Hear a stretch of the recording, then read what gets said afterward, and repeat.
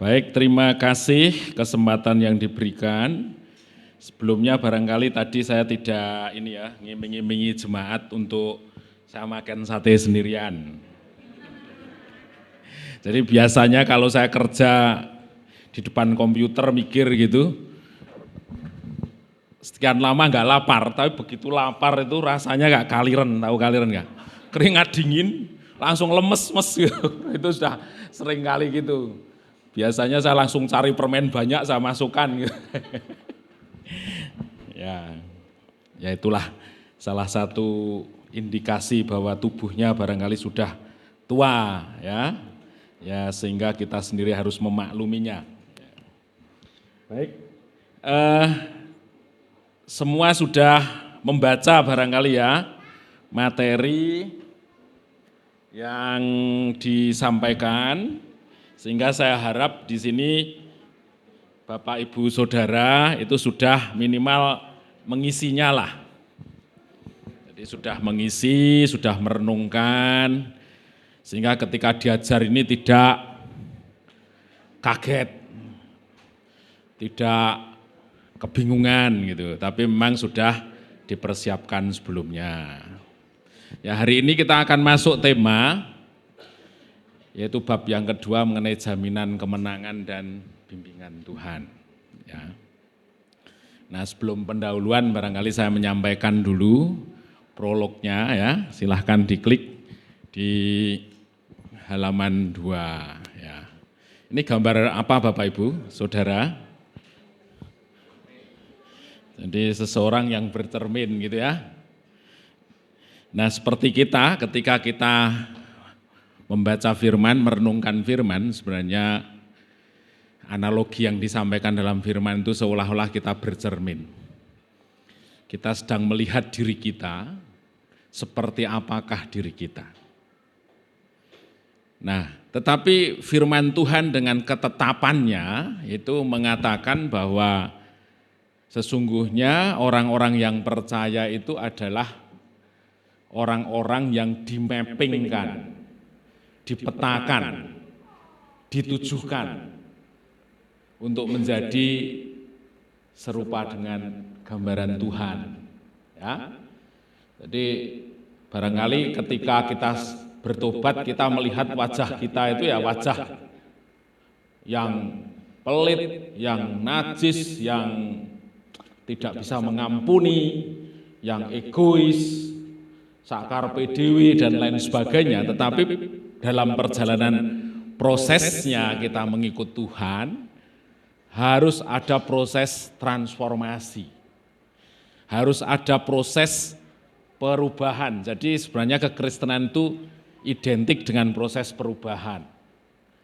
Kalau tidak berubah artinya apakah kita benar-benar Kristen, pengikut Kristus atau tidak, pertanyaannya. Ya, karena harapannya ya, harapan Tuhan sendiri atau Tuhan memanggil kita itu tujuannya ya satu, kita dibawa menuju keserupaan Kristus. Dengan karakter yang sedemikian rupa Allah mengizinkan proses sepanjang hidup kita untuk membentuk kita yang pada akhirnya serupa dengan Kristus, maka tentu buah yang dihasilkan adalah buah kehidupan Tuhan. Orang berbicara mengenai bagaimana menyaksikan tentang kasih, karena Tuhan sendiri sudah ajar bagaimana hidup kita dipenuhi kasih, teladannya Yesus.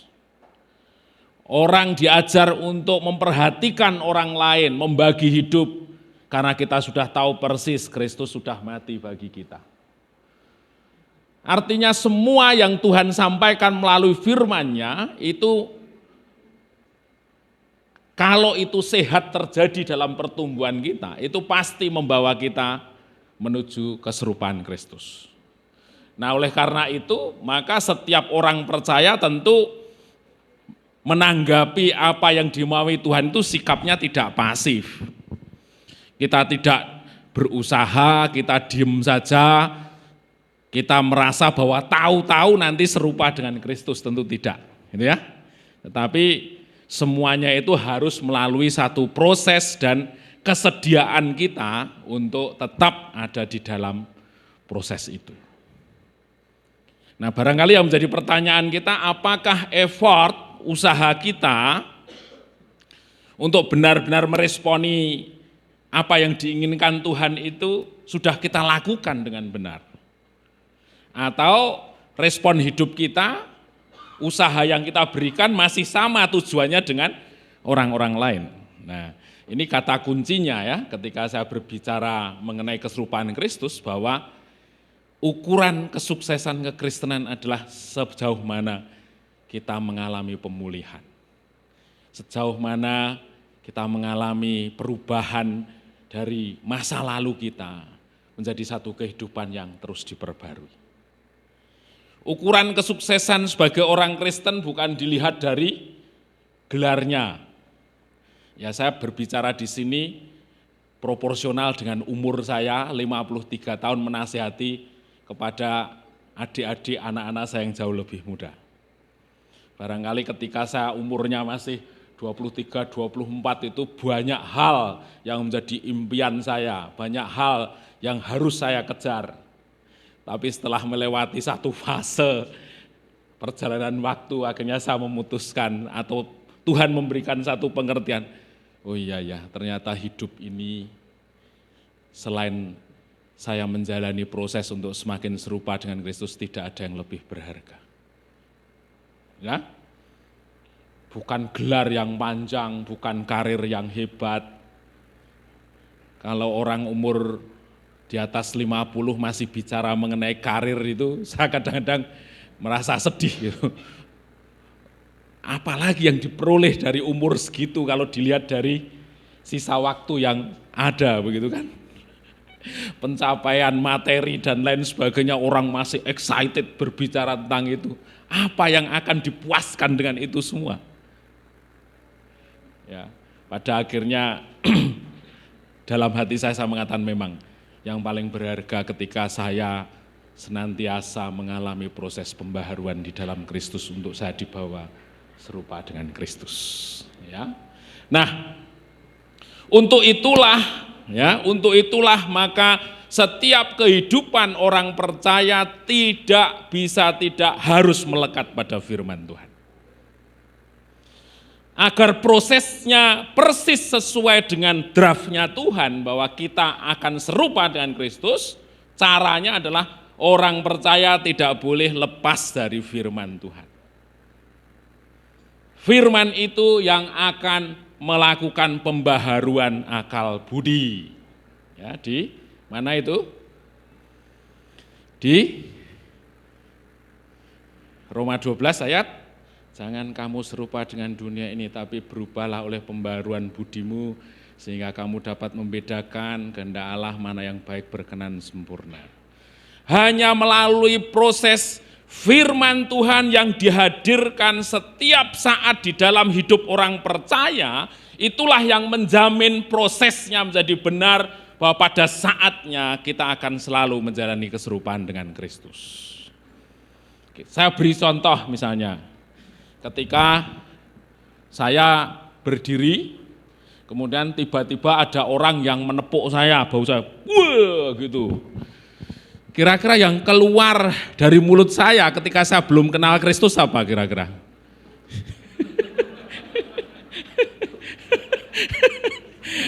Ono kebun binatang, ono anggota tubuh, ono copot, mami, kucing, dan lain sebagainya gitu ya. Itu yang membuktikan bahwa di dalam diri kita ada satu pribadi yang sesungguhnya jauh dari rupa Allah itu. Dan agar respon di bawah alam sadar itu bisa berkata, Tuhan memberkati, Tuhan mengasihimu. Ketika ada orang yang wajahnya tidak ceria, kelihatannya susah gitu, itu orang yang ada di dalam Kristus. Nah, orang yang ada di dalam dunia biasanya pengen tahu, kenapa gitu. Sesudah tahu nanti dirasani, digosipkan. Tapi anak Tuhan ngelihat orang lain yang wajahnya enggak enak itu, pengennya cepat-cepat ngetok ke dompet misalnya. Maksudnya ngasih tisu.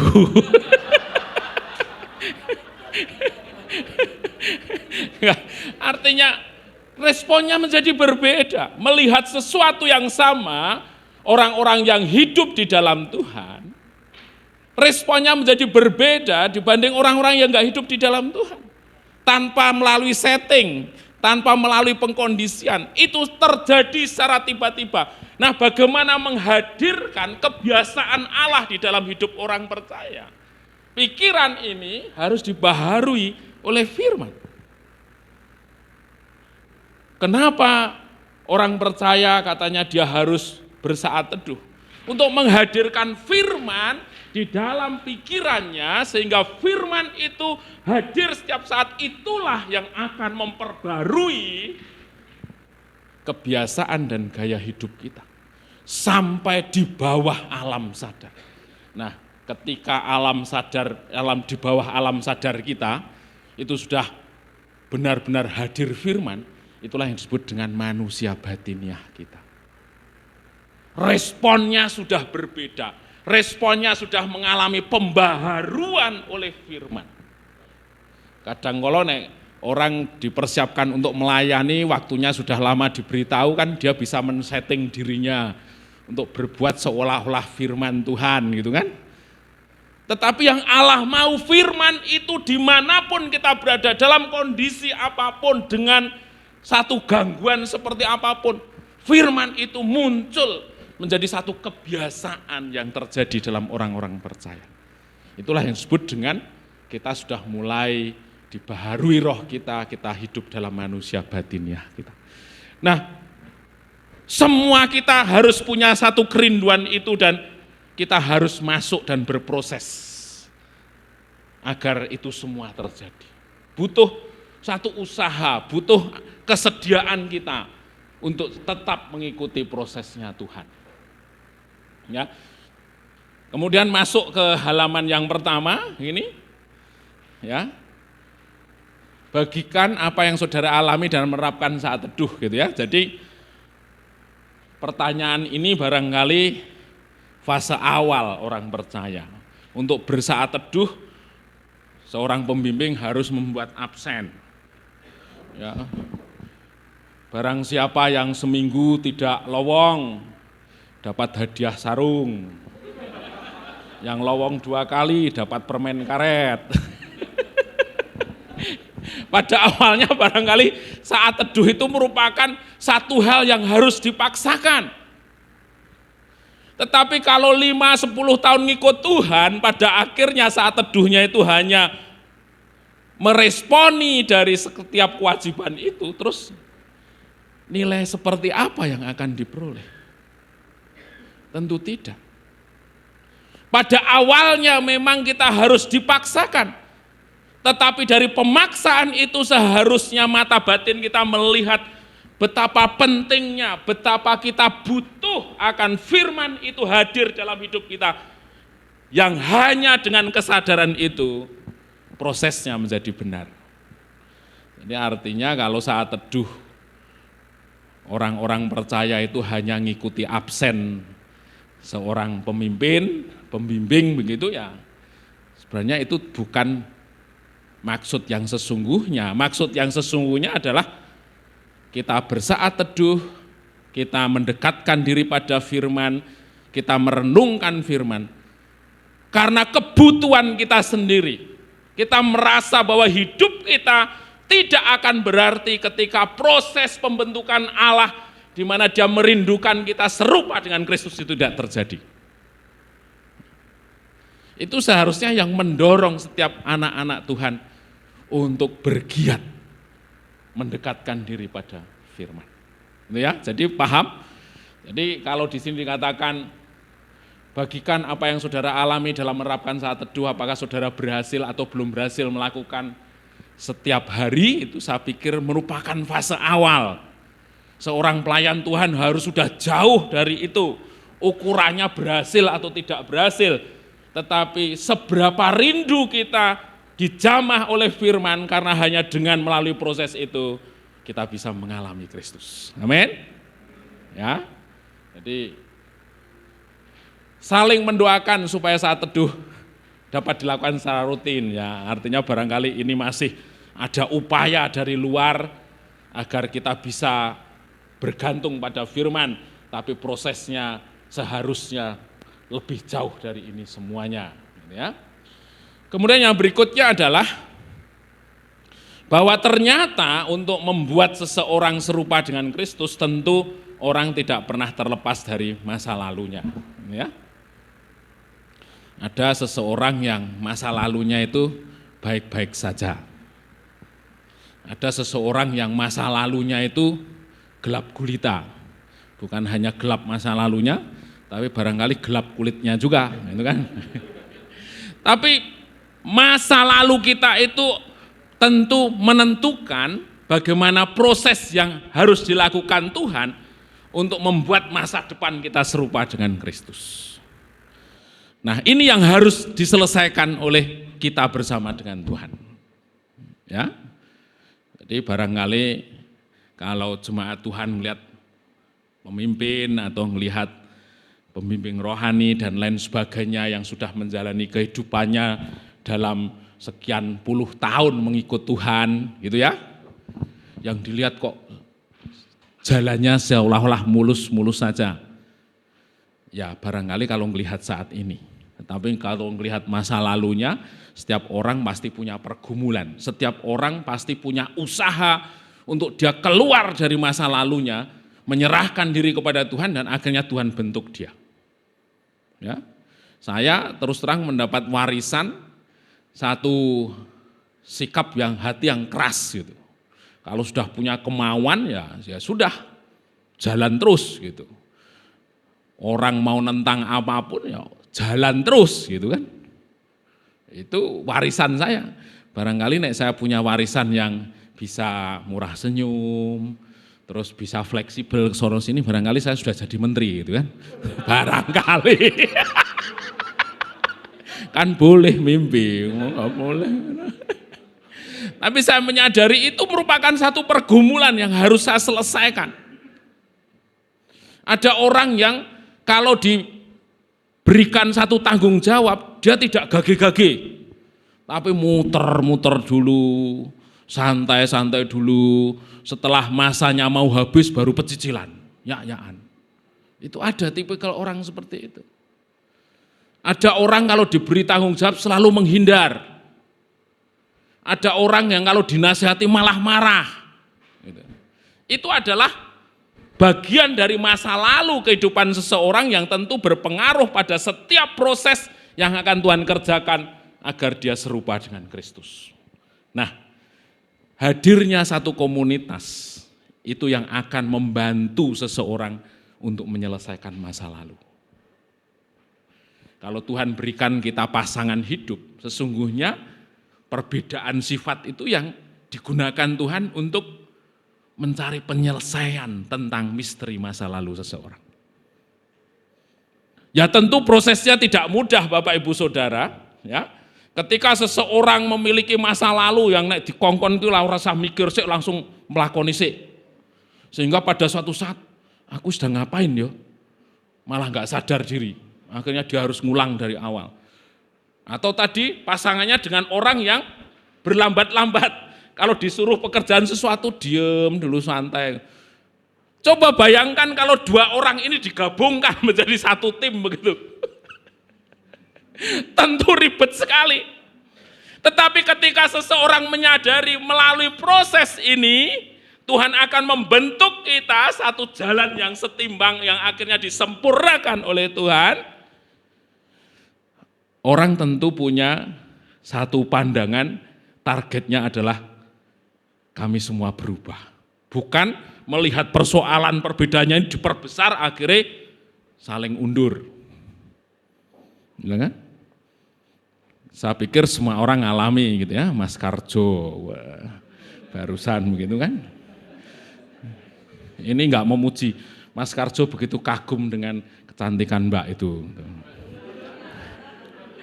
Seneng sekali gitu. Ya itu kan proses awal. Sekarang apakah Mas Karjo masih mengatakan itu? Saya nggak tahu. Yang di-share itu cuma rumahnya sepi, ngopi dulu coy.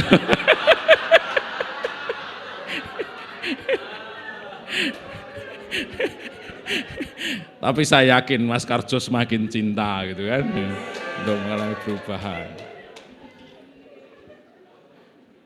Tentu Tuhan menggabungkan mereka berdua. Ketika pacaran Mas Karjo melihat sisi positifnya, itu bagus. Mbak juga melihat sisi positifnya, tetapi ketika bersatu ternyata dibukakan sisi negatifnya. Tetapi karena melihat bahwa Tuhan sudah mempersatukan, membawa satu kesempurnaan yang akan Tuhan jadikan, maka yang menjadi target adalah bagaimana dua-duanya berubah. Itu menjadi sesuatu yang saling menguatkan, begitu kan? Ya.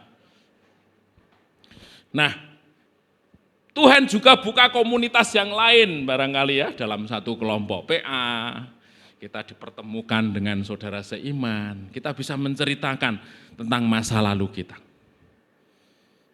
Saya punya masa lalu pernah saya ceritakan begitu ya. Jadi waktu kecil ya uripe rekoso begitu. Sekolah disangoni waktu itu 10 rupiah rajek. 10 rupiah itu dapat rambutan 2. Nah dapat marning 2 bungkus kecil-kecil itu. Nah biasa sekolah saya itu di tengah sawah begitu. Kalau ada orang yang jajan langsung pada ngikut semua, pada ngatung gini. Nah suatu saat ketika saya mengarahkan adungan tanganku ini, sampai sore kamu nggak pernah terima gitu. Sampai sekarang sih. Aduh. Atau setelah berkeluarga, saya nggak punya cincin nikah nih.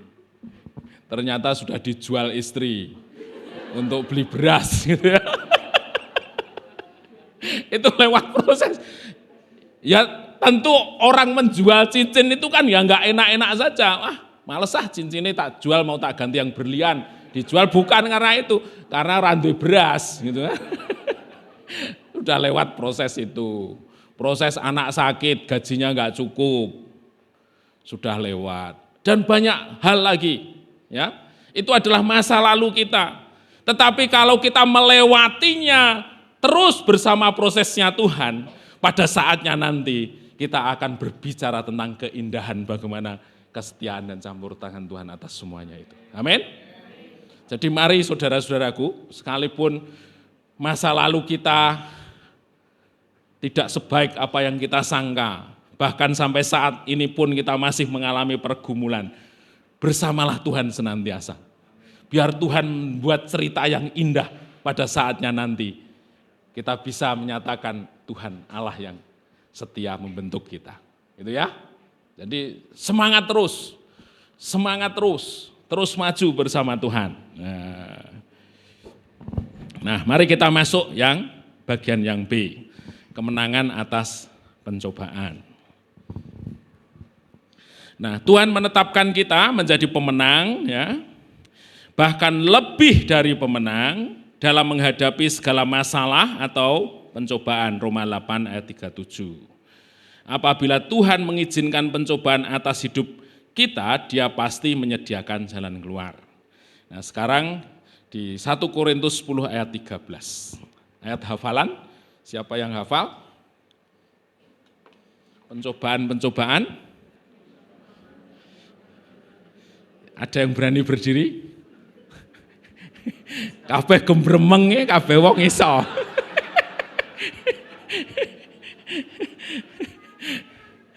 Pencobaan yang kita alami adalah pencobaan biasa yang tidak melebihi kekuatan manusia. Jadi kalau ada orang sing gembremeng atau orang gedumel, uripku kok rekosone ora karo-karuan. Nek masalahmu kecil, kowe ora pernah ngrasake masalahku.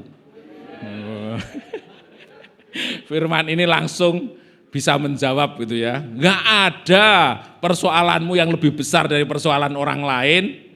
Kabeh ki padha gitu kan. Semua itu sama. Cuma kamu baperan gitu kan. Sebab Allah itu setia, Dia tidak akan Membiarkan kamu dicobai melebihi kekuatanmu. Artinya ada campur tangan Tuhan. Kalau kita sebagai orang percaya, Tuhan izinkan pencobaan itu terjadi, memang barangkali kita terbatas kemampuan kita. Tapi di firman itu, pasti ada campur tangan Tuhan yang membuat kita tidak pernah lebih tidak kuat dibandingkan pencobaan yang kita alami. Artinya Tuhan bisa memberikan rohnya, Tuhan bisa memberikan cara-caranya, Tuhan bisa memberikan energinya agar kita selalu lebih kuat dari pencobaan kita. Amin. Ini sesuatu yang kita yakini. Nah, terus yang ketiga itu, pada saat kamu dicobai, Ia akan berikan kepadamu jalan keluar. Jalan keluarnya siapa? Jalan keluarnya menurut versinya Tuhan. Tetapi orang seringkali ketika dia punya masalah, sejak semula dia punya jalan keluar menurut pikirannya sendiri. Bahkan dia mencadangkan satu skenario jalan keluar tidak sesuai dengan jalannya Tuhan. Gitu kan? Misalnya kita sedang bergumul pada persoalan ekonomi. Gitu ya. Kita berdoa sih, berdoa. Tuhan lihat kondisi kami butuhkan campur tangan Tuhan. Kami punya tanggung jawab A, B, C dan lain sebagainya. Waktunya Tuhan bertindak. Kita bicara seperti itu, tapi di pikiran kita, moro tuaku cek sugih. Aku nek ngomong mesti langsung dikirimi, beres, tenang wae. Itu artinya apa? Ya kita sebenarnya sedang tidak mengandalkan Tuhan. Kita sedang mempersiapkan satu jalan keluar yang datangnya dari Tuhan. Kalau toh seandainya kita berkemenangan atas itu semuanya, apakah kemenangan kita peroleh itu sesuai dengan kemenangan Tuhan? Tentu tidak. Tuhan punya ukuran kemenangan menurut versinya, yaitu lebih dari pemenang. Itu yang nanti akan kita bahas di Roma tadi ya. Pada saat kamu dicobai, maka Ia akan memberikan kepadamu jalan keluar, sehingga kamu dapat menanggungnya. Jadi dari kumpulan A, B, C, sub firman Tuhan, sub ayat tadi, itu sudah jelas bahwa Tuhan mengizinkan satu proses itu terjadi bagi anak-anak Tuhan, yang disebut dengan pencobaan. Pencobaan itu apa saja? Ya bisa apa saja. Bisa jenisnya apa saja. Suatu saat barangkali kita tidak menyangkanya sama sekali, dan itu terjadi atas hidup kita. Pada suatu saat kita juga tidak pernah tahu persis jalan keluarnya seperti apa. Kok tahu jalan keluarnya? Kita mau mengambil sikap saja kita nggak tahu kita harus berbuat apa. Saya pernah gitu ketika sekolah dimarahi oleh promotor saya, dibentak. Jadi kan saya laju dari Semarang ke Jogja begitu. Jadi ada satu bagian sekolah itu namanya kelayakan proposal, itu semacam ujian. Ya. Kemudian sebelum ujian itu kami sudah selalu membuat tulisan, report, yang saya serahkan ke pembimbing. Tebel-tebel segini. Saya tergolong orang yang rajin lah, pokoknya semangat gitu. Nah setelah ujian itu, ada revisinya, sehingga saya harus melakukan revisi lagi laporannya. Nah, saya biasanya kalau menghadap pembimbing saya itu, dia misalnya ada di ruang dosen, ya saya tunggu. Terus sampai selesai dia ngomong, masuk ke ruangan, baru saya ngomong. Tapi beda dengan anak-anak sekarang gitu ya. Dosen sedang ngobrol, langsung, Pak, mohon maaf kamu. Saya tak tunggu dulu. Beberapa kali saya ke Semarang itu cuma nunggu, gak kelar-kelar kerja balik lagi. Kelihatannya waktu maupun tenaga, uang terbuang itu ya enggak apa-apa. Nah ketika suatu saat saya bisa ada kesempatan menghadap dia, saya serahkan itu. Malah justru saya dimarahi. Kamu ini apa-apaan? Memangnya kerjaan kami itu untuk meriksa kerjaan kamu aja. Itu tulisanmu itu belum saya baca semuanya. Kamu sudah ngasih lagi. Ciloko itu. Jadi nek saya malas, saya dimarahin, pemalas gitu. Tapi nek rajin juga dimarahi. Hancur aku kinjur piye. Dalam satu kejadian yang lain barangkali kita pernah ngadepi seperti itu kan. Dan Tuhan izinkan. Kalau kita lihat tujuan Tuhan tuh ngapain sih? Ya kita nggak akan bisa jawab. Terus berikutnya, wah saya kalau gitu saya agak malas saja. Ya tidak kan? Ya saya harus tetap rajin. Kalau seandainya Tuhan masukkan di dalam satu kondisi yang seperti itu, ya dianggap saja ya sudahlah saya menyadari, wong dia yang punya otoritas sehingga saya oke-oke saja. Bisakah hati kita langsung beradaptasi atau apa namanya ya? Memposisikan diri kita tepat seperti maunya Tuhan ketika kita menghadapi satu kondisi yang di luar pikiran kita, di luar pertimbangan kita. Ada kalanya kita akan dimasukkan dalam satu proses yang susah. Tetapi kesediaan kita mengikut Tuhan, itu yang membuat kita tetap bersabar. Kita tidak akan mengurangi ritme kita, menjadi memalas, menjadi tidak sungguh-sungguh lagi. Kita tetap mengerjakannya, sekalipun kita berhadapan dengan satu situasi yang susah dijelaskan. Gitu ya, itulah. Gitu. Siapa yang dapat memberikan kemenangan pada waktu pencobaan? Ya Tuhan sendiri, gitu kan katanya. Pada saat kamu dicobai, maka dia akan memberikan kepadamu jalan keluar, sehingga kamu dapat menanggungnya. Allah menghadirkan dirinya di dalam kita, sehingga kita bisa menyelesaikan persoalan itu sesuai dengan waktunya Tuhan. Nah, kemudian apakah Tuhan melenyapkan pencobaan yang kita alami? Tentu tidak ya. Karena pencobaan, ujian itu adalah sesuatu proses yang diizinkan Tuhan untuk membentuk kita serupa dengan Kristus. Nah, kita akan balik lagi ke Roma 8 ayat 37 mengenai lebih dari pemenang. Ada yang bisa bacakan dari ayat 35, Roma 8 ayat 35 sampai 37.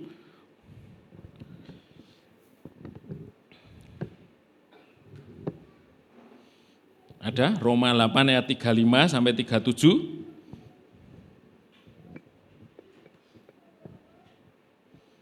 Ayo ini bukan khotbah ini. Nah, baca.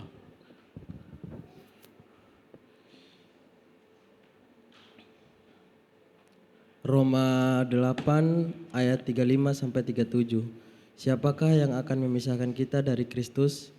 Penindasan atau kesesakan atau penganiayaan atau kelaparan atau ketelanjangan atau bahaya atau pedang? Ayat 36. Seperti ada tertulis, oleh karena Engkau kami ada dalam bahaya maut sepanjang hari. Kami telah dianggap sebagai domba-domba sembelihan. Ayat 37. Tetapi dalam semuanya itu kita lebih daripada orang-orang yang menang oleh Dia yang telah mengasihi kita. Nah, kalau kita lihat ayat 35 kemudian 36 itu berlainan, antagonis dengan ayat 37. Ya, ayat 36 oleh karena kita dianggap sebagai domba-domba sembelihan.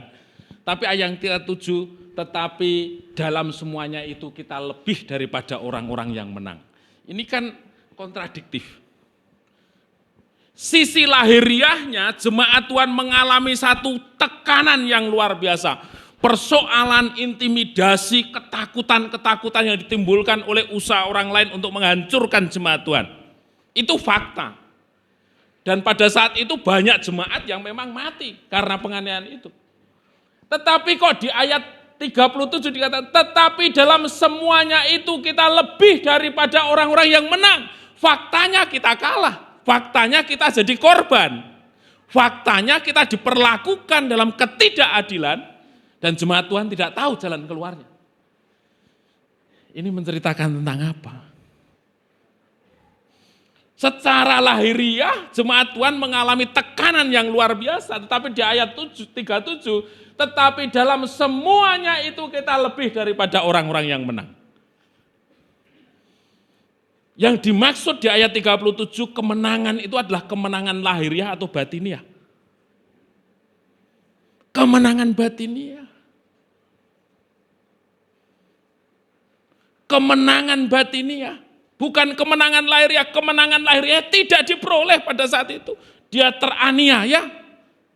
Tetapi Paulus bisa mengatakan kita lebih dari orang-orang yang menang. Menang apa? Secara mentalitas kita. Jadi seringkali ketika Tuhan hadapkan pada satu pencobaan, yang Tuhan mau itu adalah sikap mental kita, sisi batiniah kita yang di atas persoalan itu. Bukan kita larut, bukan kita hanyut, bukan kita terbawa pada persoalan itu, tetapi sikap batiniah kita di atas persoalan yang ada. Itu yang harus dicamkan. Tandanya apa? Mungkin di situ katakan imanmu semakin teguh. Pengharapanmu kepada Tuhan semakin teguh.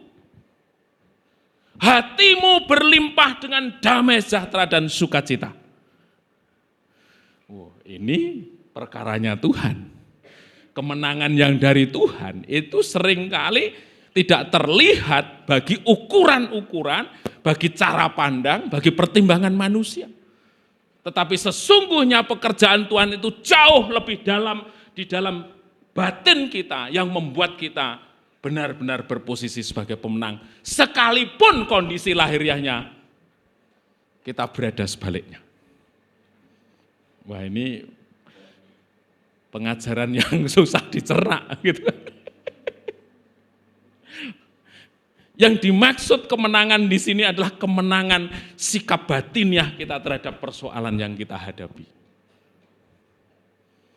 Jadi artinya setiap orang ketika menghadapi masalah yang Allah mau, mental kita, batin kita, itu harus ada di atas persoalan itu. Baru dari situ Allah melakukan pemulihan dari sisi jasmaniahnya. Yang harus hadir setiap hidup orang percaya adalah kemenangan secara batiniah kita, iman kita, pengharapan kita. Itu yang harus menang. Baru Allah menyelesaikan dari sisi luarnya. Itu ya, jadi mesti dipahami. Kemudian kita lanjutkan, siapakah yang mencobai manusia? Ya, di Yakobus 1 ayat 13 dan 14 di sini katakan, tiap orang dicobai oleh keinginannya sendiri. Nah, keinginan apa? Di 1 Yohanes 2 ayat 15-17 ya. Jangan kamu mengasihi dunia ini dengan apa yang ada di dalamnya. Ya, karena keinginan daging, keinginan mata, keangkuhan hidup bukan berasal dari Bapa, melainkan dari dunia. Dunia sedang lenyap dengan keinginannya. Manusia di dalam kodrat lahiriahnya, dia selalu diisi oleh 3 keinginan itu. Dan ketika keinginan itu terus ada di dalam setiap kehidupan orang percaya, maka di situ sebenarnya campur tangan Tuhan tidak bisa terjadi. Ya, bahkan di Yakobus 1 ayat 13-14, datangnya pencobaan itu justru dari keinginan itu. Pak, pertanyaannya, apakah orang percaya sudah tidak punya keinginan? Punya. Tapi keinginan itu dilahirkan dari akal budi yang sudah dikuduskan oleh firman. Ketika ada seorang yang sukses, gitu ya, apa yang diinginkannya seolah-olah semuanya nyata dalam kehidupan mereka. Sekalipun semuanya itu didapat dari cara yang tidak benar. Sebagai orang-orang yang mengasihi Tuhan, kita melihat jalannya tentu berbeda. Bagaimanakah sikap kita terhadap orang itu? Ya, kita bisa mengisi dengan caranya Tuhan, yaitu justru melihat bahwa orang itu perlu dibelas kasihani karena dia tidak melihat kebenaran, tetapi respon duniawi kita seringkali langsung mencaci maki, mengadili dan lain, menghakimi dan lain sebagainya. Nah, jadi yang jadi persoalan di sini adalah bahwa untuk mengurangi level pencobaan yang ada di dalam setiap orang percaya harus menguduskan keinginannya di dalam hidupnya. Dengan cara apa? Kalau saya yakin gitu ya, kalau orang terus bergaul dengan firman Tuhan, maka keinginan-keinginannya akan difilter, akan disaring. Dia tidak lagi seperti memiliki keinginan orang-orang di luar Tuhan. Keinginannya barangkali justru berbeda dari keinginan orang pada umumnya. Orang lain ketika diberkati, apa yang ditampilkan adalah sisi lahiriahnya. Untuk membuat bahwa saya berbeda dengan kamu, kelas saya berbeda dengan kamu. Tapi orang-orang yang sudah dikuduskan keinginannya, dia punya keinginan bahwa berkat itu digunakan untuk membuat orang lain mengenal Tuhan, membuat orang lain mengenal kebenaran, membuat orang lain diberkati sehingga mereka hidupnya dipersembahkan kepada Tuhan. Itu sesuatu yang jelas berbeda. Ya. Jadi memang setiap orang punya keinginan, tetapi orang berdosa, orang yang gak kenal Tuhan, keinginannya itu dalam keinginan daging, keinginan mata, keangkuhan hidup, hidupnya ditujukan untuk itu, tetapi orang-orang percaya yang sudah dikuduskan pikirannya, keinginannya disucikan oleh Tuhan. Ya. Terus yang kedua, siapakah yang mencobai manusia itu? Dikatakan si pencoba atau iblis. Iblis dengan segala daya pikatnya berusaha untuk membangkitkan keinginan duniawi, sehingga orang melakukan apa yang diingininya itu dan dia jatuh ke dalam dosa. Nah, kemudian yang berikutnya, apa maksud dari adanya pencobaan dan penderitaan manusia? Ya, Yakobus 1 ayat 2-4, yaitu maksud dari pencobaan itu adalah ujian terhadap imanmu. Nah, yang jadi pertanyaan, kok Tuhan aneh-aneh saja sih iman harus diuji? Apakah Tuhan nggak punya kerjaan? Kenapa ketika saya percaya kepada Tuhan, kepercayaan saya itu harus diuji? Ya analoginya sederhana gitu ya. Ketika seorang pria, dia mencintai seorang wanita gitu, si wanita itu pasti pengen membuktikan seberapa besar cintanya si pria itu terhadap si wanita. Kalau misalnya prianya itu baru pacaran, selalu ngajak makan di luar, tetapi minta yang traktiri adalah ceweknya, ya itu bukan ekspresi dari cinta yang diharapkan. Ketika naik angkot, minta dibayari ceweknya. Ketika ada apapun, ceweknya yang suruh bercapek-capek ria. Itu analogi yang sederhana. Tuhan pun tentu ketika kita bilang saya mengasihi Tuhan, saya mencintai Tuhan, saya memberikan hidup saya kepada Tuhan, ada satu proses kelayakannya. Seberapa besar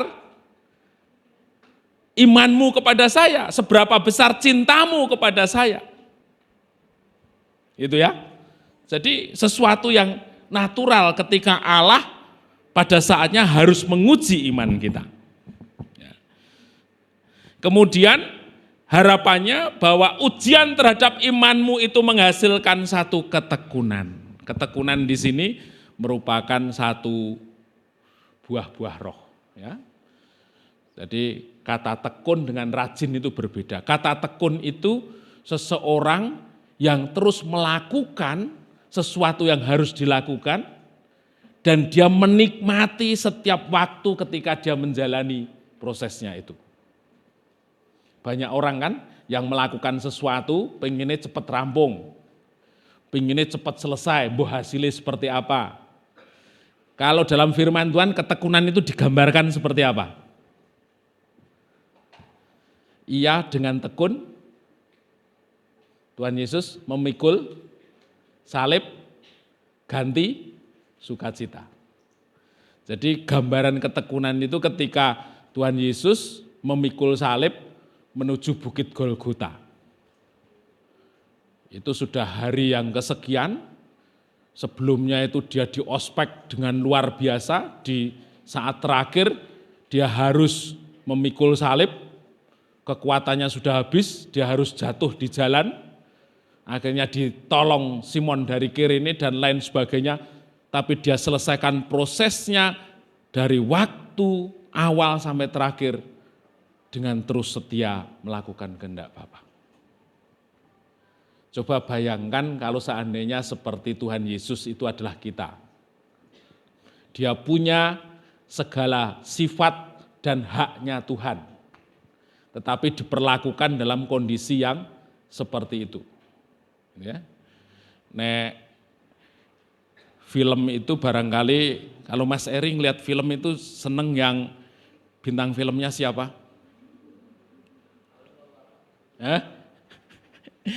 Saya seneng itu, dulu seneng lihat Steven Seagal. Ya, ora sah kesuwen, pokoknya menang ngono wae lah. Dadi nek nonton film rumit ceritane males, pokoknya sing das-des menang. Lah ternyata prosesnya Tuhan Yesus itu kan enggak begitu, itu kan?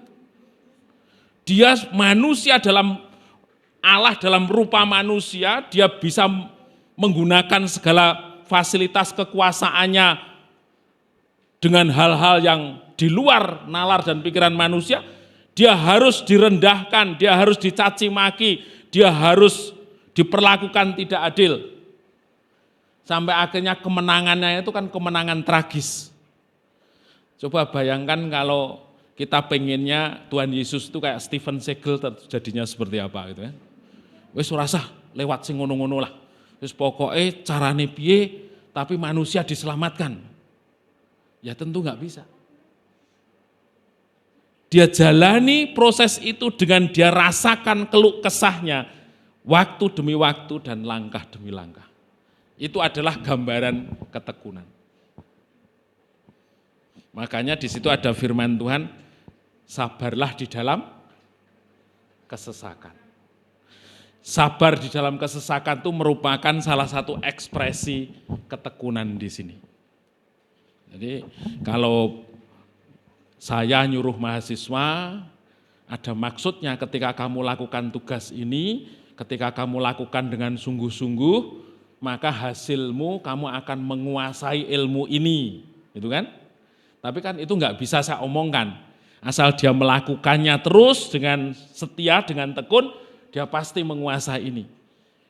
Nah, yang dimaksud seperti itu, Allah memberikan kita proses adalah kewajiban kita melakukan setiap proses itu dengan setia, dengan taat, dengan terus dinikmati, sampai akhirnya kamu punya ketekunan.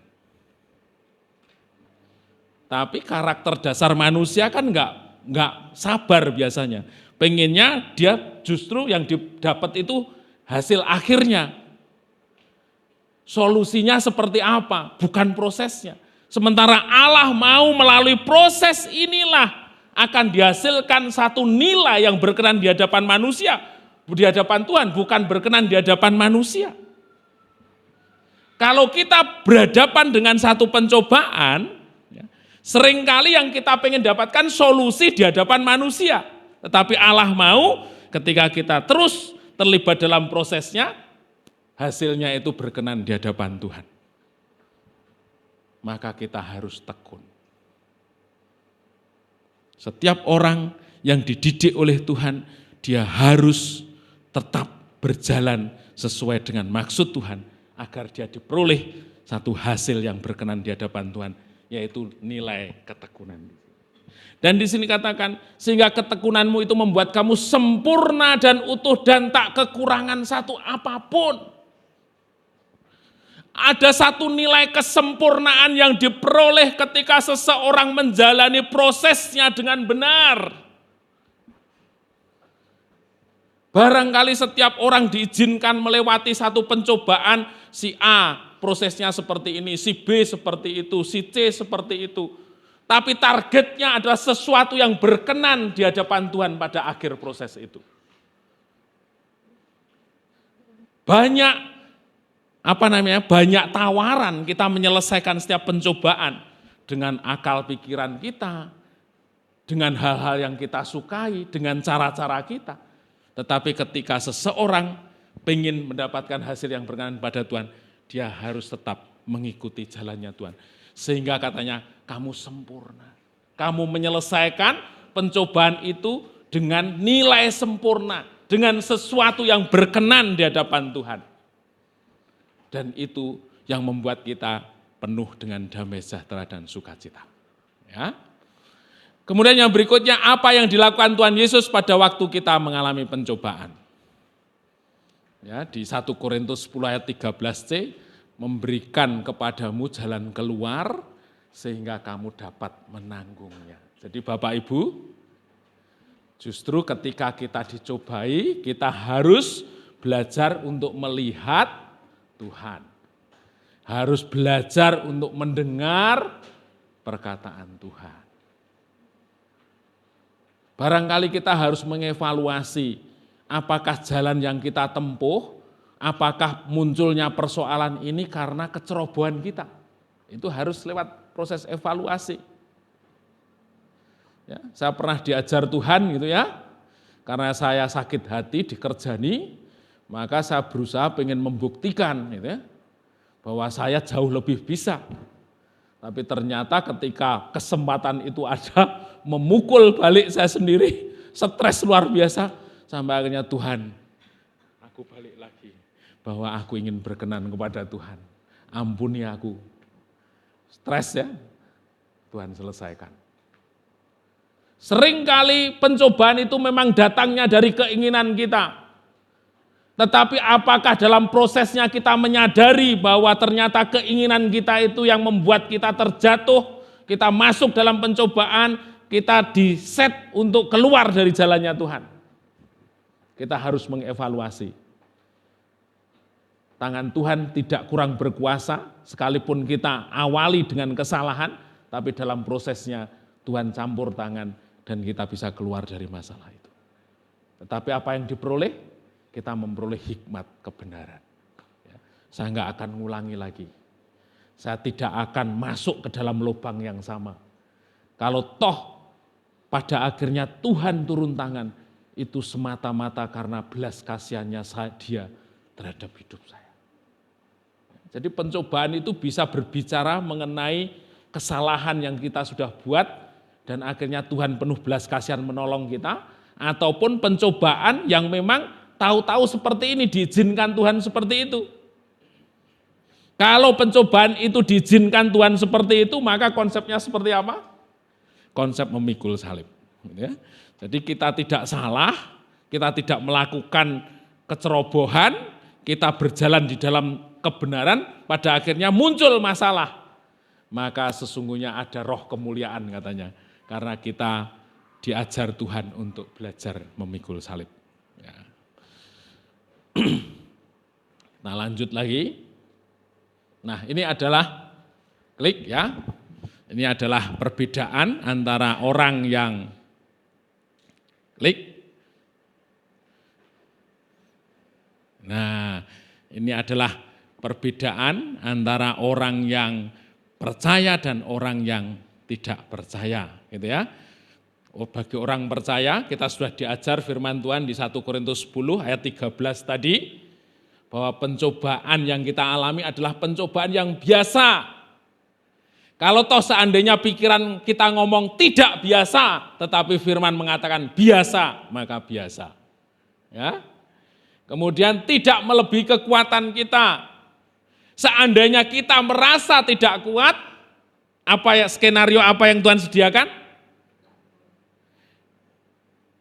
Dia tidak akan membiarkan kamu dicobai melebihi kekuatanmu. Artinya Dia menyediakan diri untuk membuat kita lebih kuat. Terus yang berikutnya, pada saat kamu dicobai, aku akan berikan kepadamu jalan keluar sehingga kamu dapat menanggungnya. Ya. Jalan buntu ini menyebabkan apa? Orang depresi, orang stres, orang bunuh diri dan lain sebagainya. Karena dia merasa tidak ada jalan keluar. Tapi bagi orang percaya selalu tersedia jalan keluar. Selalu tersedia jalan keluar. Itu yang luar biasa. Ya, selalu tersedia jalan keluar. Nah, Allah menghendaki kita untuk menang atas, ya, berikutnya atas dunia, ya. 1 Yohanes 5 ayat 4-5, semua yang lahir dari Allah adalah mengalahkan dunia. Dunia yang dimaksud adalah apa? Dunia yang dimaksud di sini adalah apa? Apakah segala kehormatan dunia ini menjadi haknya anak-anak Tuhan atau seperti itu? Atau cara-cara dunia yang membuat orang jauh dari Tuhan? Semua yang lahir dari Allah mengalahkan dunia. Jadi artinya ini berbicara mengenai keputusan untuk menyelesaikan siasat-siasat dunia. Dalam menghadapi pencobaan, dunia menawarkan banyak hal sebagai solusi atas jalan keluarnya, gitu ya. Tetapi bisa berakhir dengan sesuatu yang tanpa nilai. Bisa berakhir jalan buntu, bisa berakhir pada sesuatu yang di luar dari Tuhan, tetapi di dalam Tuhan dia ada jalan keluar dan seseorang keluar lebih dari pemenang, memperoleh satu nilai yang berkenan di hadapan Tuhan. Ya. Kemudian Allah menghendaki kita menang atas roh-roh jahat. Kamu berasal dari Allah, sebab roh yang ada di dalam kamu lebih besar daripada roh yang ada di dalam dunia ini. Ya, Bapak Ibu Saudara, jadi banyak hal yang ditawarkan oleh dunia ini. Kalau kita nonton YouTube prank itu, ya, mengenai orang menakut-nakuti dengan pocongan, dengan hantu dan lain sebagainya, itu satu wajah roh jahat, tetapi banyak wajah roh jahat lainnya. Ya, kalau kita ke mall yang sepatunya tinggi-tinggi, yang rambutnya pirang, yang bodinya slim dan lain sebagainya, wah itu ilmunya lebih tinggi roh jahatnya, gitu ya.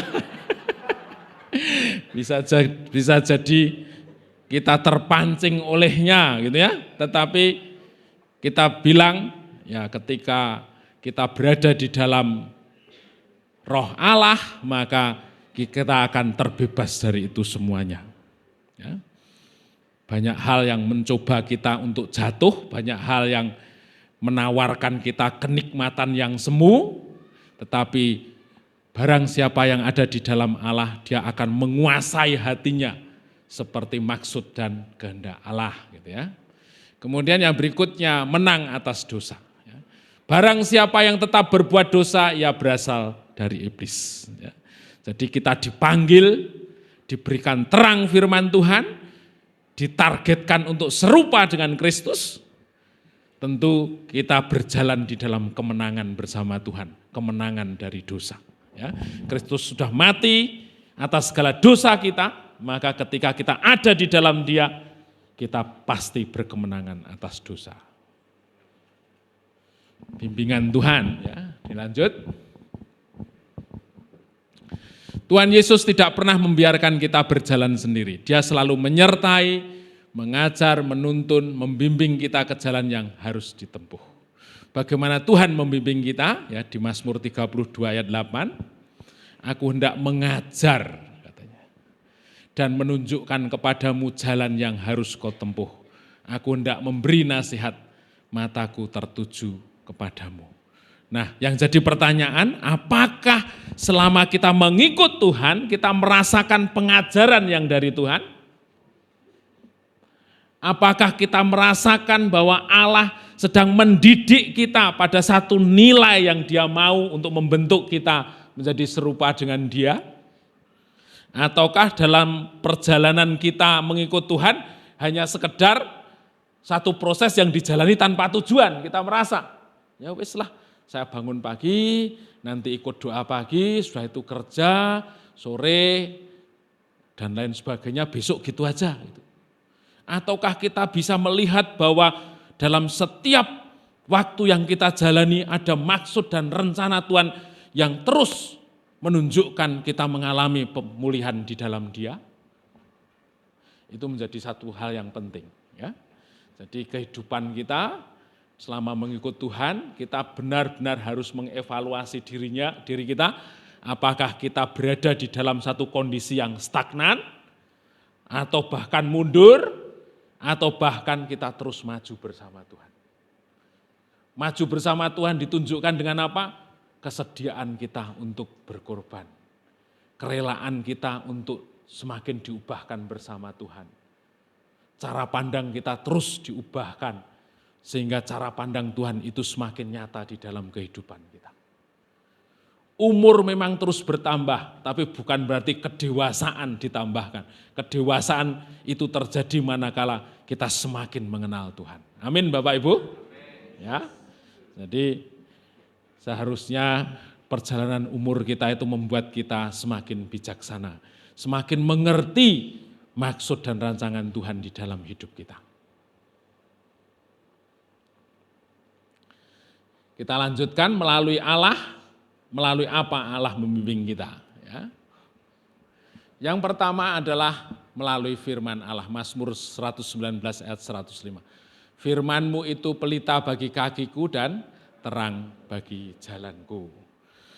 Adakah kita merasa bahwa firman yang kita baca, firman yang kita renungkan benar-benar menjadi satu penuntun bagi jalan kita? Ataukah ketika kita membaca firman, itu ada kemudian berlalu begitu saja dan keseharian kita jalani dengan hal-hal yang biasa saja atau sama dengan orang lain? Itu yang menjadi pertanyaan evaluasi bagi diri kita. Apakah hadirnya firman itu begitu nyata di dalam setiap kehidupan kita? Ketika kita menghadapi situasi-situasi tertentu di mana ada pancingan emosi, kemarahan, balas dendam, dan lain sebagainya. Saya mau bercerita begitu Bapak Ibu ya, jadi saya dididik untuk tepat waktu. Gitu ya. Jadi untuk hal yang sepele pun, kalau saya telat itu biasanya saya kemprungsung. Misalnya ngajar gitu kan, ngajar itu kan sebenarnya kalau dosen nggak ada yang ngurusin sama sekali. Tapi kalau saya telat itu rasanya saya tertuduh, rasa menyesal dan lain sebagainya.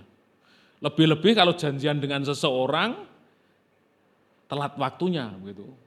Cepat rasanya langsung jadi pikiran itu wah nggak nyaman gitu. Nah, apakah ada proses saya semakin dilunakkan oleh firman Tuhan pada saat saya menghadapi kondisi yang seperti itu? Saya pernah begitu ya, janjian sama Mas Mugi mau melayani ke Jepara. Kita janji sudah mau berangkat jam 5 kurang seperempat. Ternyata Mas Mugi datangnya jam 5 seperempat. Waduh, udah kisruh gitu. Tapi akhirnya Tuhan ingatkan, saya melayani Tuhan. Ya. Kalau seandainya di sana telat pun, ya tujuan saya tetap melayani Tuhan kan? Apakah Tuhan juga punya pikiran kayak saya, kalau kamu telat nanti kamu didenda. Kalau sampai di Jepara kamu telat nanti kamu tidak disertai Tuhan, begitu kan? Akhirnya saya menyadari, ya saya disiplin boleh, tetapi pada akhirnya kalau sesuatu saya lakukan untuk Tuhan, seharusnya tidak ada yang membuat saya merasa terkekang, tertekan, terintimidasi karenanya. Karena saya sudah melakukannya yang terbaik. Itu ya. Nah, itu proses seperti itu harus kita evaluasi untuk melihat apakah perjalanan hidup kita semakin dipulihkan oleh keberadaan firman Tuhan. Ya. Roh Kudus, tentang Roh Kudus, Roma 8 ayat 14, semua orang yang dipimpin oleh Roh Allah adalah anak-anak Allah. Jadi di sini berbicara bahwa sesungguhnya kita punya pikiran, kita punya pertimbangan, kita punya kehendak bebas, tetapi ketika kita ada di dalam Tuhan, kita bersedia mengikut Dia, maka kita harus memberikan otoritas Allah untuk memimpin hidup kita. Itu yang susah kadang-kadang, ya. Orang pengennya kan dia memiliki kebebasan, memiliki satu otoritas untuk dirinya sendiri. Tetapi ketika kita bersama dengan Tuhan, Tuhan ajarkan kita menyerahkan otoritas itu kepada Tuhan. Menyediakan diri untuk dipimpin oleh Tuhan. Kemudian yang berikutnya adalah kesaksian batin. Ya. Roh itu bersaksi bersama-sama dengan roh kita bahwa kita adalah anak-anak Allah. Ya. Anak-anak Allah di sini tentu bukan merupakan satu nama panggilan saja. Pada awalnya kita disebut anak Allah karena kita menganggap Yesus sebagai Tuhan. Tetapi proses itu harus terjadi, proses pemulihan terjadi. Sehingga definisi anak Allah itu adalah satu karakter yang dibangun, didasarkan pada kehendak Allah sendiri. Ya. Di Roma 8 ayat 29, bagi orang yang dipilihnya dari semula, ditentukannya dari semula untuk serupa dengan gambaran anaknya, supaya anaknya menjadi yang sulung di antara banyak saudara. Artinya keberadaan Yesus itu pada saatnya pengakuan terhadap kita itu karena kita serupa dengan Kristus. Bukan hanya sebagai julukan, tetapi ada proses yang terjadi yang dulunya tidak layak dan sekarang benar-benar layak sebagai anak-anak Allah. Gitu ya. Jadi Roma 8 ayat 16 itu menyatakan bahwa istilah anak Allah itu harus mengalami satu penyesuaian makna di dalam hidup kita. Kalau tadinya hanya sebutan, tapi dalam perjalanan hidup kita, anak Allah itu dibuktikan bagaimana Allah mengubahkan kita sehingga kita pantas disebut sebagai anak-anak Allah. Kemudian damai sejahtera, ya, Yesaya 32 ayat 17, di mana ada kebenaran, di situ akan tumbuh damai sejahtera. Jadi orang yang percaya damai sejahtera itu hanya diperoleh karena kita melakukan kebenaran. Orang yang hidup di dalam dosa, orang yang melakukan pelanggaran atas firman Tuhan, di situ tidak akan ada damai sejahtera. Ya. Jadi damai sejahtera itu diperoleh manakala kita berada di dalam Kristus. Orang-orang yang berotoritas rohani, jadi Allah membimbing kita melalui teguran, nasihat, contoh dari orang-orang pembimbing kita yang ditetapkan Tuhan menjadi pembimbing kita. Kemudian situasi atau keadaan yang dirancang Allah untuk kita. Ya. Apabila Ia membuka, tidak ada yang dapat menutup. Apabila Ia menutup, tidak ada yang dapat membuka.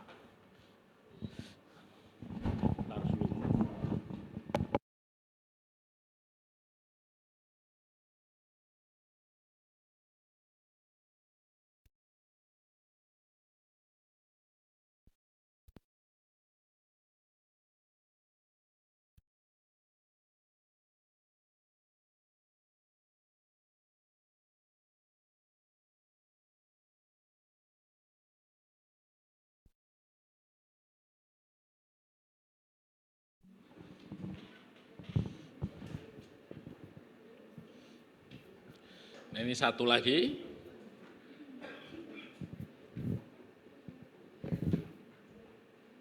Nah, kita akan buka di Yeremia 29 ayat 11. Ya. Jadi Allah tahu rencananya tentang kehidupan kita di masa mendatang, yaitu rancangan-rancangan yang penuh dengan damai sejahtera, bukan rancangan kecelakaan. Bahkan Ia berjanji untuk memberikan masa depan yang penuh harapan. Jadi saya melihat YouTube-nya Pendeta Yusuf Roni, ya, beberapa waktu yang lalu yang membahas mengenai hal ini. Jadi mengapa manusia seringkali merasa hidupnya tidak tenang, atau dia merasa tertekan, khawatir dan takut, karena dalam pikirannya dia melompat kepada masa depan. Ya. Jadi ketika seseorang punya masalah, Yang dipikirkan itu, wah nanti pengaruhnya terhadap masa depan saya seperti apa, anak-anak saya seperti apa. Padahal yang Allah mau di sini adalah Allah memang berjanji bahwa Dia menjamin masa depan kita. Maka yang kita lakukan adalah menjalani kehidupan kita untuk melakukan yang terbaik. Jadi masa depan itu urusannya Tuhan. Tetapi yang harus kita lakukan adalah menjalani di hari ini, urusan kita dengan Tuhan kita lakukan yang terbaik. Kenapa orang seringkali datang ke orang pinter? Karena dengan menerka masa depannya bagus, dia tambah semangat sehingga usahanya menjadi berhasil. Tapi sebaliknya ketika ada satu perkataan buruk mengenai masa depannya, orang itu langsung kehilangan semangat. Saya berikan contoh seperti ini. Misalnya saya sakit gitu, kemudian dokter bilang, Pak Sus, ini ada penyakit Pak Sus yang berbahaya. Kira-kira ini akan merenggut nyawa Pak Sus 50 tahun lagi. Itu akan membuat saya susah atau tidak seharusnya?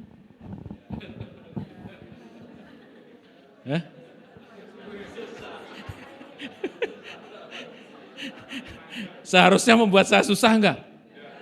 Kenapa? Ya wis mati.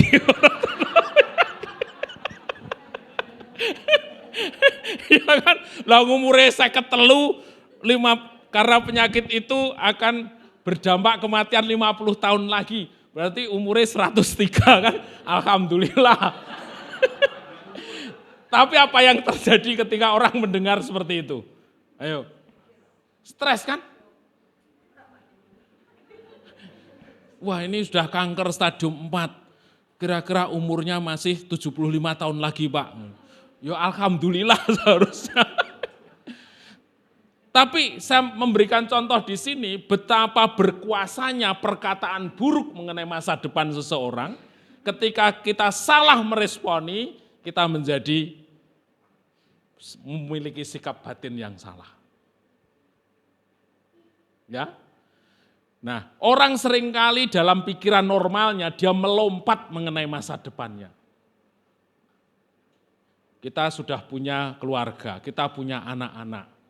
Memang pada saat ini kondisi kita ya bisa dibilang susah.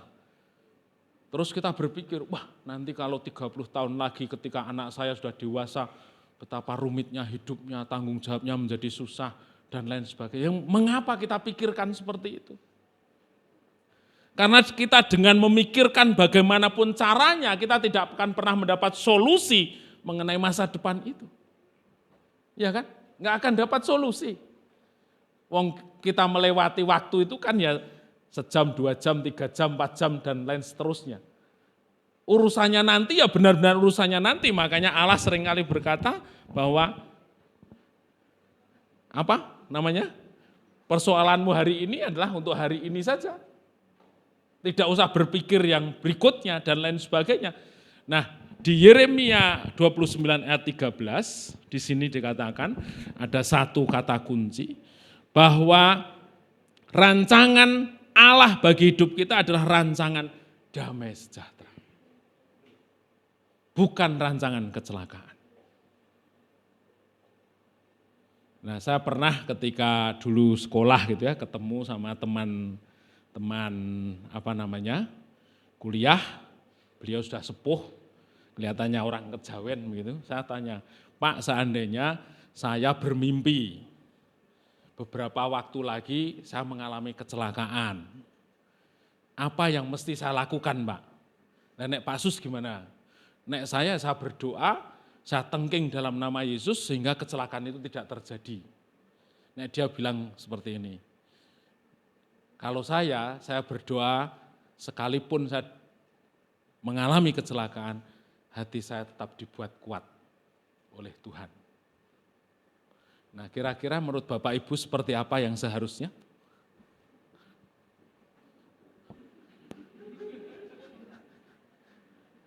Ya, nah, diajarkan kita dari orang karismatik ya tengking gitu kan. Tapi sesungguhnya ketika kita mengikut Tuhan, ketika kita belajar untuk dikuatkan Tuhan, itu adalah satu sikap yang kita ambil di hari ini, dan kita sedang mempercayai bahwa di masa depan kita, Tuhan hadir dalam hidup kita. Itu yang paling penting. Ketika saya menengking seolah-olah saya sedang mengusahakan dengan cara-cara saya sendiri. Sementara cara sendiri itu tidak pasti tidak akan bisa mengatasi persoalan masa depan. Persoalan masa depan itu hanya bisa diatasi ketika saya berada di dalam Sang Pencipta masa depan.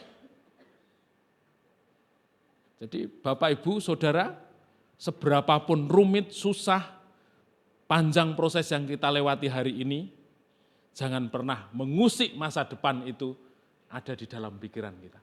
Yang penting bagi kita adalah kita menjalani di hari ini dengan hati yang takut akan Tuhan. Amin. Ya, itu saja sudah cukup.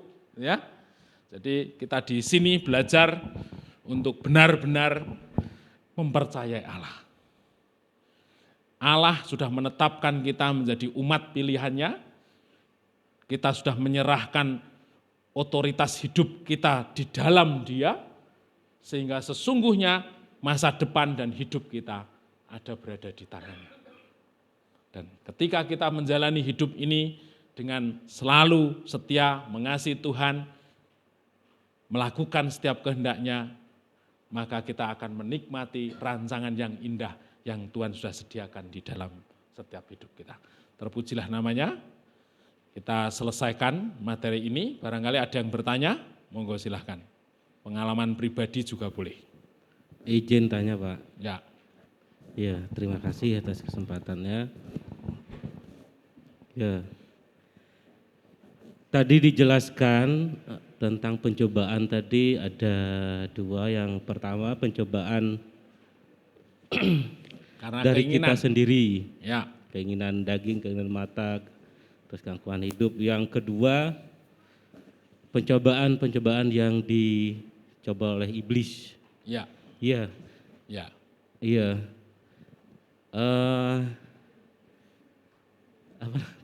Mungkin saya tanyakan batasannya itu. Kadang kita tahu itu pencobaan dari keinginan hidup, keinginan daging, gangguan hidup, keinginan mata. Kita tahu, tapi kadang ada kala kita melihat yang disalahkan malah iblis, jadi benar-benar iblis. Iya, jadi batasannya itu seperti apa? Ya. Mohon Baik. penjelasannya, terima kasih. Ini, jadi kalau kita melihat pencobaan itu dari mana, itu yang berkaitan dengan keinginan dan iblis itu bisa kita korelasikan, kita hubungkan dengan pencobaan yang terjadi itu bukan karena kesalahan kita atau karena kesalahan kita. Pencobaan yang datangnya dari keinginan diri sendiri itu biasanya terjadi karena kesalahan kita sendiri. Karena kita tidak berada di dalam cara berpikirnya Tuhan. Kita tidak berada dalam kehendaknya Tuhan. Sedangkan yang dari iblis biasanya kita ditempatkan tahu-tahu dalam posisi yang demikian. Kita sudah melakukan yang benar, kita sudah hati-hati dalam mengambil keputusan, kita sudah menjaga hidup kita di dalam setiap hal yang benar, tapi ternyata kita berhadapan dengan situasi yang seperti itu. Biasanya ditandai dengan itu.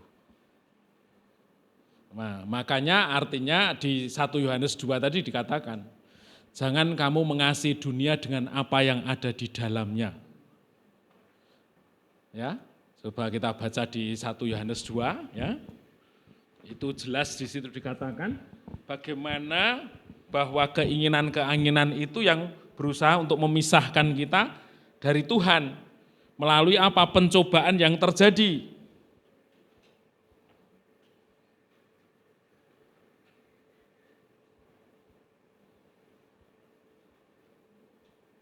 1 Yohanes 2 ayat 15 ya. Ya. Jangan kamu mengasihi dunia dengan apa yang ada di dalamnya. Jikalau orang mengasihi dunia, maka kasih akan Bapa tidak ada dalam orang itu. Ya, kasih akan dunia itu apa saja? Sebab yang ada di dalam dunia, keinginan daging, keinginan mata, keangkuhan hidup bukan berasal dari Bapa, melainkan dari dunia. Jadi manusia itu adanya konflik, masalah, persoalan yang akhirnya menjadi pencobaan dalam diri kehidupan seseorang. Biasanya dimulai dari keinginan ini. Ya, coba kita selidiki di dunia ini.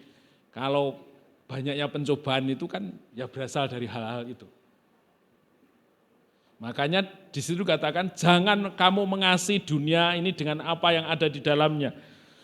Orang akan semakin kecil level pencobaan yang terjadi ketika dia hidup dengan menyalipkan keinginan daging, katanya, menyalipkan keinginan-keinginan tiga hal ini. Artinya kalau memang dia masih mengalami pencobaan, pencobaan itu datangnya dari si jahat. Begitu ceritanya. Ya, jadi orang yang tidak kenal firman, orang yang hidupnya masih di dalam daging, maka jenis pencobaan yang dialaminya akan semakin besar, akan semakin banyak. Tapi kalau orang tidak punya keinginan, ya dia semakin susah dicobai. Kalau toh seandainya dia dicobai, ya dia berasal dari si iblis tadi. Begitu.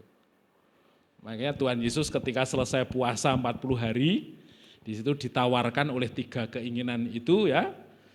Itu artinya Tuhan Yesus bisa menang ya karena dia sudah menguasai keinginannya. Kalau orang yang nggak menguasai keinginannya, dia pasti jatuh di dalam apa yang ditawarkan si jahat ini. Jadi si jahat itu bisa menggunakan keinginan kita untuk mencobai kita. Di samping kita juga punya hak bebas menggunakan keinginan kita yang akhirnya membuat kita dicobai. Ya, ada lagi pertanyaan? Ya ini justru misterinya orang mengikut Tuhan ya seperti ini. Jadi saya sering berdiskusi gitu ya, sering sekali dengan orang-orang dari latar belakang lain, dengan orang-orang kejawen berbicara mengenai makna hidup gitu ya. Saya melihat keagungan kekristenan itu justru ketika kita bicara mengenai manusia batiniah. Orang sepakat bahwa kehidupan kedewasaan itu dicapai ketika orang mulai belajar menyalipkan keinginan. Dan di firman Tuhan ini secara clear, secara jelas memberikan satu solusi agar kita hidup berkenan kepada Tuhan dengan apa? Mematikan keinginan. Jadi orang bicara dari sini itu sesuatu yang sifatnya universal jadinya. Jadi banyak orang beragama itu sebenarnya dia sudah keluar dari syariatnya untuk mencari nilai kehidupannya. Dan di kekristenan ini memberikan satu pengajaran yang luar biasa mengenai manusia batinnya. Itu yang saya katakan, wah luar biasa di sini. Ada lagi yang ditanyakan?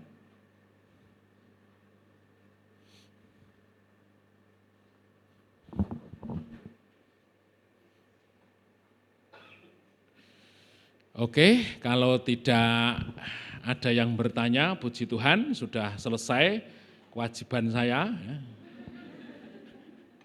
Ini ngajarkan ini waktu 1,5 jam menurut saya berat sekali gitu ya. Barangkali di kuliah ini cuma 3-4 lembar saja, itu satu pertemuan 1,5 jam. Ketika ini disampaikan semua maka terburu-buru, mengupasnya juga tidak detail gitu ya. Padahal bisa sangat menarik ketika kita berbicara mengenai pencobaan dan keinginan kita gitu. Ya. Oke, mari kita tutup di dalam doa. Terima kasih Tuhan Yesus, secara verbal, secara bahasa manusia sudah kami sampaikan mengenai kebenaran firman Tuhan. Sekarang Tuhan, waktunya Roh Kudus yang berbicara secara pribadi bagi setiap anak-anak-Mu di tempat ini. Anak-anak-Mu bisa memahami secara persis maksud dan rancangan Tuhan yang sesungguhnya. Ketika Engkau membawa setiap anak-Mu di tempat ini melalui satu proses pembelajaran, melalui satu didikan dan nasihat, bahkan seringkali mereka mengalami dengan segala perjuangannya, tetapi yang kami tahu, Engkau senantiasa ada di dalam hidup kami. Engkau tidak pernah membiarkan kami dicobai melebihi kekuatan kami. Dan Engkau pasti memberikan kepada kami jalan keluar. Itu satu pengertian yang mendasar bagi batin kami. Merasa tenang, merasa aman ketika kami tinggal di dalam Tuhan. Mari berbicaralah terus Tuhan mengenai kebenaran firman-Mu yang benar-benar mengubahkan cara pandang, cara berpikir kami, melihat hari-hari kami, melihat masa depan kami. Sesungguhnya di dalam Allah ada satu jaminan kesempurnaan dan kami pantas untuk mensyukurinya. Kami pantas untuk memberikan hormat dan pujian dan kepercayaan penuh kami kepada Tuhan. Karena Engkau Allah yang penuh dengan kasih dalam segala rancangan-Mu yang sempurna bagi setiap hidup kami. Banyak keterbatasan yang kami sampaikan, bahkan pemahaman kami mengenai firman-Mu barangkali sangat dangkal Tuhan. Tetapi Roh Kudus yang menjabarkan dengan lebih rinci, lebih detail, lebih kami memahami makna yang sesungguhnya seperti yang Allah mau. Sehingga itu menumbuhkan satu keyakinan, satu tindakan iman, satu kepastian, satu keputusan untuk kami senantiasa setia dan taat pada setiap prosesnya Tuhan. Yang menjamin kami bahwa proses itu membuat kami lebih dari pemenang. Kami senantiasa memetik hasil kemenangan ketika kami melewati prosesnya bersama Tuhan. Ada satu nilai yang mulia yang Tuhan berikan kepada kami dan itulah yang membuat kami dilepaskan dari segala dahaga duniawi untuk kami semakin mengejar kenikmatan bersama Tuhan yang hidup. Terima kasih atas siang hari ini Tuhan. Kami menyerahkan seluruh hari dan waktu-waktu kami kepada Tuhan. Untuk setiap anak-anak-Mu dididik dan diajar oleh Tuhan sendiri. Berperkara dengan luar biasa yang mengajarkan tentang nilai-nilai ilahi yang sesungguhnya. Sehingga dari mulut dan dari hidup anak-anak-Mu mereka dapat mengajar orang lain, memberi teladan bagi orang lain. Bagaimana indahnya hidup di dalam Tuhan. Terima kasih atas siang hari ini. Kami kembalikan semuanya segala kehormatan pujian kepada nama Tuhan yang hidup. Terima kasih atas pertolongan dan bimbingan Roh Kudus yang mengajarkan kepada kami semuanya untuk mengingatkan firman kebenaran sehingga kami dapat menjalani hidup kami seturut dengan firman-Mu yang sesungguhnya. Terpujilah nama-Mu kekal selamanya. Di dalam nama Tuhan Yesus Kristus kami mengucap syukur dan berdoa. Amin.